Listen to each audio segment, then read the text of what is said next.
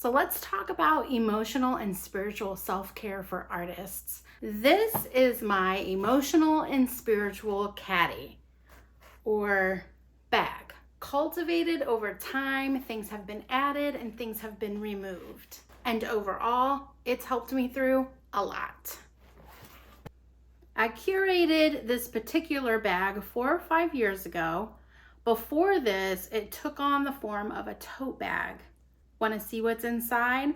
I'll share that in just a minute. But first, for artists, emotional and spiritual self-care is deeply intertwined with the creative process.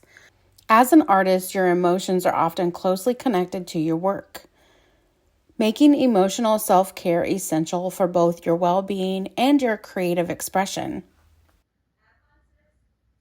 First, we need to create without judgment. Give yourself permission to create freely, without the pressure of perfection. Letting go of judgment allows for discover and play, which is something I talk about all the time. And you may even find that you rediscover or rekindle that joy and that love that you have for the creative process. Take breaks and replenish. I have talked about this so many times. I think no matter what self-care you're focusing on, taking breaks is so important. Burnout is real, especially creative burnout. Step away from your work regularly and avoid this emotional exhaustion. Engage in activities that recharge your energy, like spending time in nature, reading, or simply resting. Celebrate small wins. Girl, if you have done an amazing thing, you need to celebrate that, whether it's with a cup of coffee or hanging out with friends or taking a small vacay. You deserve that. So don't wait for like this big break or a huge gallery show to help you feel accomplished. You need to celebrate the small wins and victories along the way.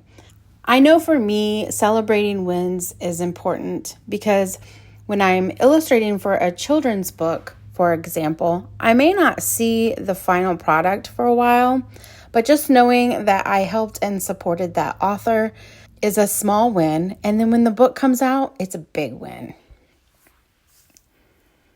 Now let's talk about spiritual self-care for artists. Focusing on nurturing both creative energy and faith. Journaling.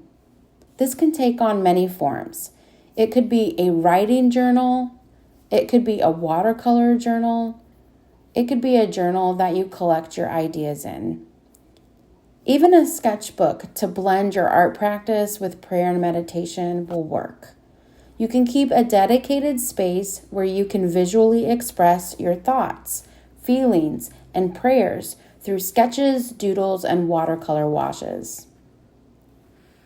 This combines spiritual reflection with creative expression, helping align your artistic journey with your faith. As a woman of faith, it is important for me to understand that God created us to create and invite Him into the process. Nature walks with purpose. Nature often inspires creativity, and it's a powerful space for spiritual reflection. Go on nature walks to take time to observe the small details in creation, seeing them as expressions of divine beauty, and let that inspire your art when you return to the studio. Take some of your art on the go supplies with you and capture what inspires you in the moment. That your creativity is a gift that will flourish with spiritual renewal. This is where my bag comes into play. I journal daily and I use an app for my morning devotional, but I also love a good study and books. So let me show you what I keep inside this caddy and or bag.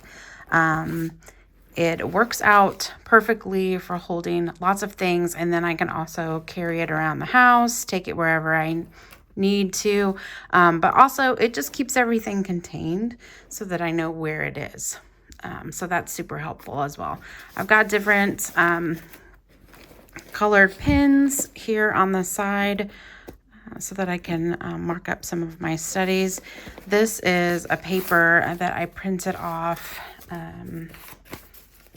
Big things happen one day at a time, a morning routine, and I'm really bad at this. I'm better if it's like on an app or on my phone than tucked here in this bag. I can see it, but I don't often pull it out. So, but I keep it there as a reminder still. Inside, I also have some other pins. These are my favorite micron pins, but they're color coded, so I can use them like in my Bible studies and things like that. This is my small Bible that I use specifically for the studies. I do look at my Bible app a lot, but I just wanted a small Bible that would fit inside this bag so I could kind of take it around. This is my Just One Word study by Susie Crosby, and I've actually gone through this once already, and I'm going through it again, but it's just one word a day. And I don't do it every day. So don't get the impression that I have it all together, because I certainly do not. This is Today with Intention. This is a guided journal for reflection, for mindfulness and self-care. So I keep it in here because self-care is super important to me, and it's something that I want to be intentional, and so hence the cover. So because of that, I have this book. I think it's just important for us to take care of ourselves. This is Fix Your Focus. It's a 52-week guide to help you put God first. And this is by the Daily Grace Co. I love the Daily Grace Co. Not sponsored or affiliated with them. I would love to be a part of their affiliate group, and maybe I will in the future. That'd be pretty awesome. I got this book, Bible in 52 Weeks, and I've probably gotten, there's the introduction, that far now. I've probably gotten like that far. I haven't gotten very far along in it as well, but I really liked the idea of a Bible study that you could do to get through the entire Bible in a year's time. Then I have my Even If Habakkuk, it's the study of Habakkuk, and if I'm saying that wrong, just forgive me. But this study is what I'm currently doing, and I love it. It has been so good. Again, this is by the Daily Grace Co. too. And then I have my next one ready to go. I'm going to do Colossians, and it's also from the Daily Grace Co. But I want to get through Even If first, and then I will work on that. This is more of an emotional self-care focus. This is Choose Happy, and inside it has a lot of different things that I can put inside my happy planner. I'll be honest with you, I don't have this size of a happy planner, but I would like to put this together. But it kind of gives you like a weekly focus that you can, just focus on 3 things, take time to reflect, a habit tracker, a mood tracker. And so I just thought it was really good. And the stickers inside: quiet the mind and the soul will speak, be gracious with yourself, how you're feeling, and all of those kinds of things. So you can really be in tune with your feelings and your emotions and that kind of thing. So that's why I picked it up, and keep it in here. This book I did with a book club, The Garden Within by Dr. Anita Phillips. where the war with your emotions ends and your most powerful life begins. So this really connects how our emotions affect our lives, but she does it in such an awesome way. Like, I highly recommend this book, but she just does a fabulous job. The way that we are created, God intended us to have emotions. I love this right here, how she compares the brain with the walnut. And she says, eating walnuts is great for brain health. And I just thought that was a really cool connection. So now every time I eat walnuts, I think I'm helping my brain. Here, this really gives you an idea of what it kind of goes through.